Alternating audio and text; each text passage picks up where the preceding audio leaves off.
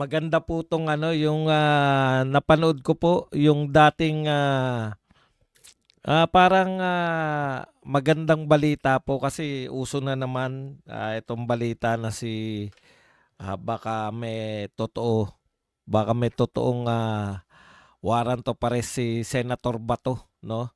Ah, kung tutuusin titignan po natin ano ba talaga ang, naging kaso nila ni Tatay Digong. Bakit po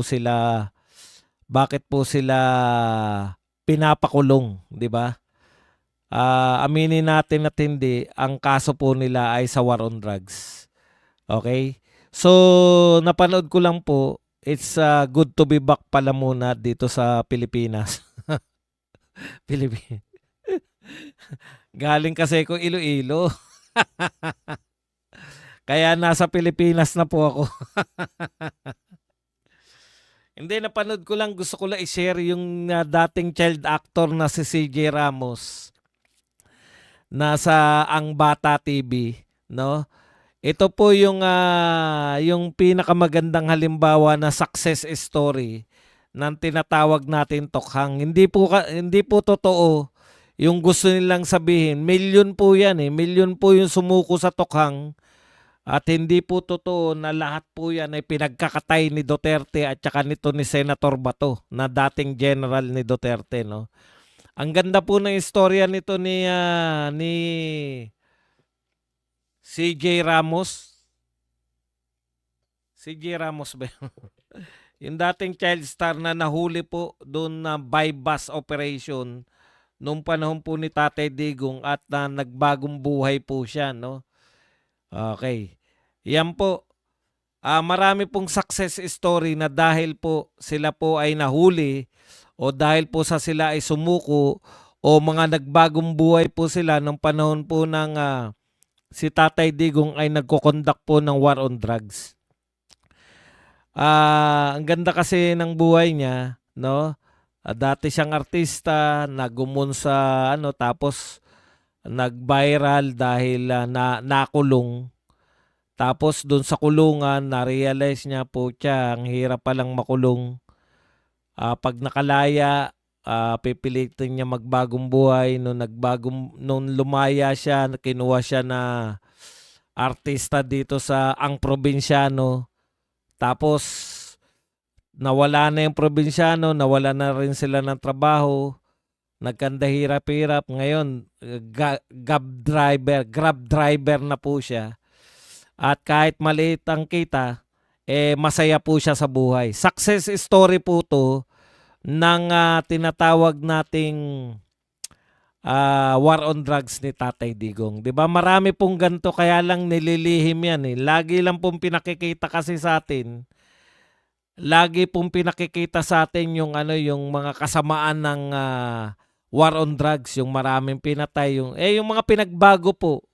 Hindi nyo po pinapakita katulad po nito. Dapat ganito po yung pakita sa atin eh. Isa pa po, pinagtatanggol nyo po lagi yung mga addict, yung mga drug lords. Paano naman po yung mga victim, yung mga ginawa po ba ng mga addict at mga drug lords ay meron din po kayong success story?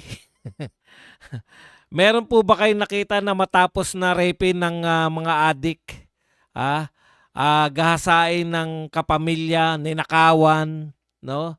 Ay success story na paganda ang buhay dahil mayroon po kaming addict na kamag-anak, gumanda po ang buhay namin dahil sa pagdodroga niya. Meron po bang ganon? Sana po maging parehas kayo kasi ang lagi po, ito po problema natin sa media eh. Ang problema natin sa media, sa mainstream media, lagi po na pinasasama yung war on drugs. No? Ito pong mga success story na katulad nito, tinatago po nila. In fact, aminin man at hindi ng mga namatayan ng mga kamag-anak na pusher. Siyempre, hindi nila aminin yun. 'Di ba? Pero sa kaibuturan ng puso nila, yung nawalan ka ng kamag-anak na pusher, yung pusher hindi po yung mga iba, malaking bagay po yun. Ayaw nyo lang aminin. Kasi ganun talaga eh. Pagka sinabing pagka sinabi pong kamag-anak kayo, pangangatawanan nyo, mabubuting tao yung mga nasa war on drugs. Okay. Ayan. Pwede na po tayo magsimula. Pasakalye pa lang po yan. Iba tayo rito eh. Parang balita na yung pasakalye pa lang. Start na po tayo. Nanakawan sila ni Martin, company at ni Junior. Wag lang maupo si Sarah. Mga walang utak. Konti lang naman po yung mga yan. Na marami, dumadami lang yan kasi nakakauto sila ng mga artista. Artista na lang po nagdadala dyan sa mga yan eh. Boss Buzz, di ba yung flight ay sign of guilt? Alam mo, Florin Carlos Suba, yung flight sa batas. Eto naman po, flight sa kriminal. Kriminal yung tinatakasan mo eh, di ba?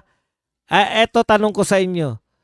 Pag kayo tinutugis kayo ng kriminal, dapat ba kayong sumuko sa kriminal o hindi?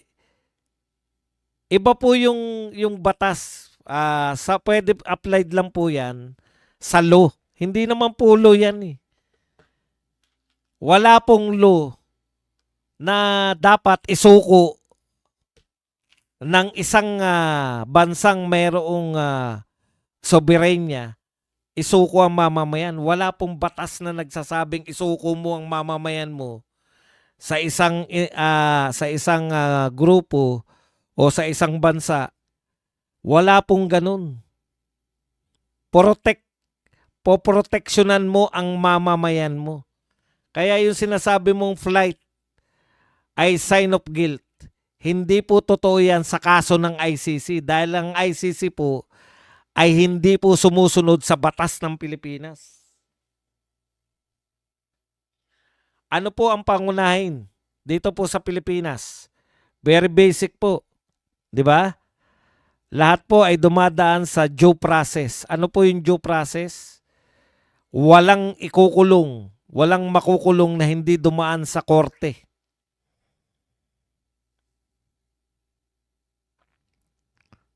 Gated subdivision yun. Boss Bats, isang sometimes naman dyan, yung favorite kong kasi quote ko. Yan. Bad, susunod kaya si Bato kung uutos ni BP Sara na sumuko na lang para may kasama. Alam mo, JRS, hindi ko alam kung saan nagmumula yung utak mo na inaakala mo na si BP Sara ay susuko sa ICC. No? Hindi ko alam kung saan mo nanggaling yung utak mo na si BP Sara ay susunod sa ICC. Yun lang. Nasa impyerno na si Enrile. So, wag naman ako ito pag ang mga tao po ay namayapa na, wag na po nating ano yun. Wala naman pong kinalaman na si Enrile dito. Maging ano po tayo sa mga patay. Kasama na mahal natin. Boss, impeach daw ni Kong Barsaga si BBM nag-submit ng impeachment.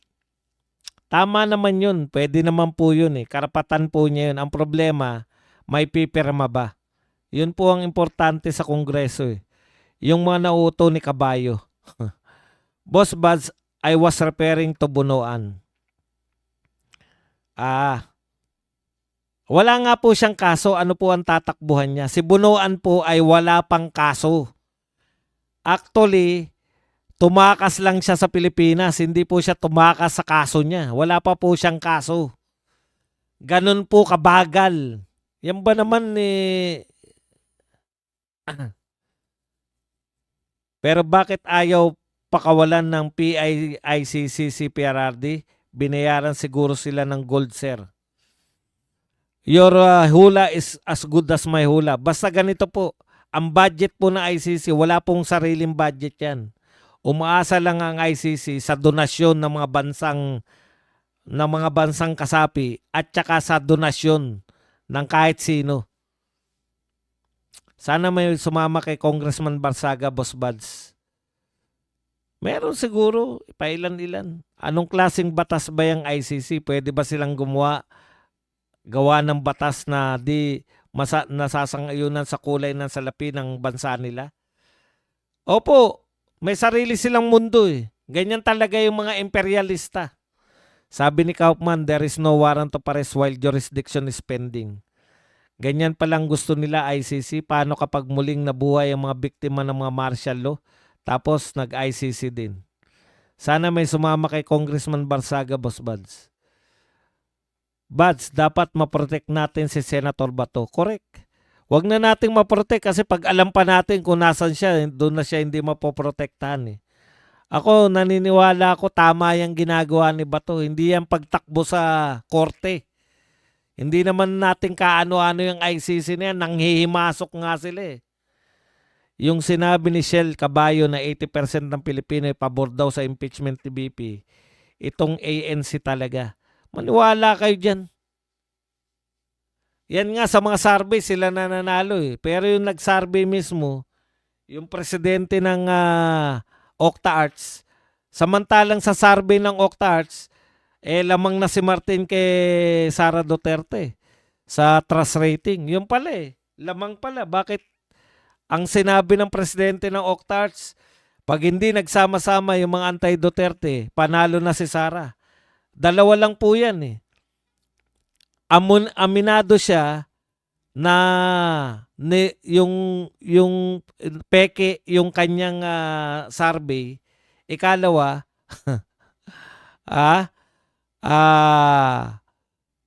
peke yung survey.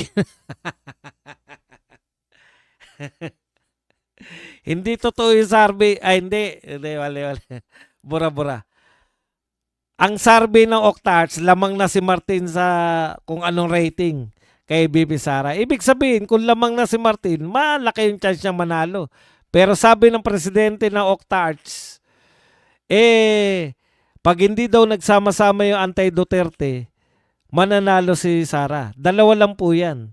Hindi siya naniniwala sa survey niya. Di ba? Totoo yung survey tapos hindi siya naniniwala or peke yung survey nila.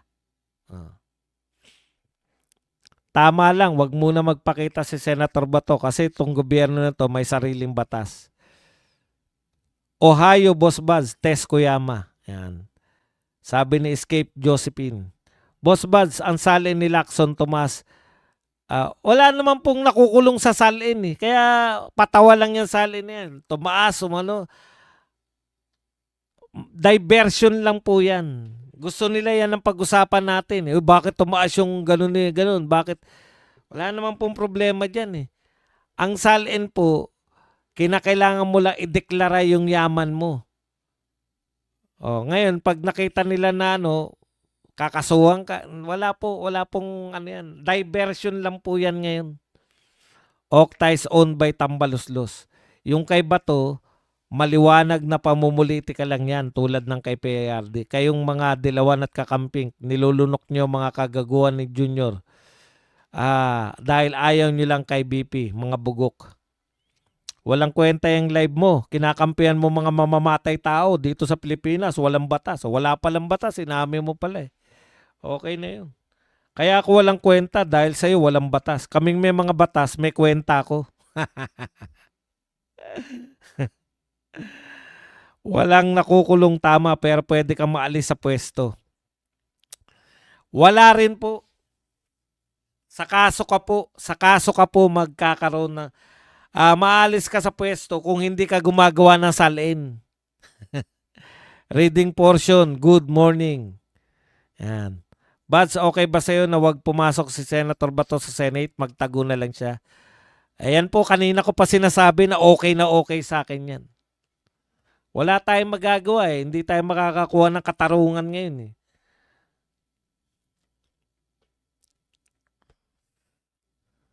Buds, hiding against ICC, warrant of arrest is not breaking the law. It's self-preservation. Correct, si Bal's opinion.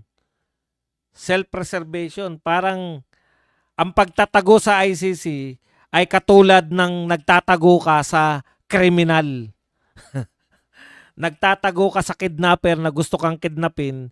Nagtatago ka sa holdupper na gusto kang holdupin. O, masama ba yun? Marcos admin, napapalibutan ng sindikato at mga traidor. Worst administration. Korak.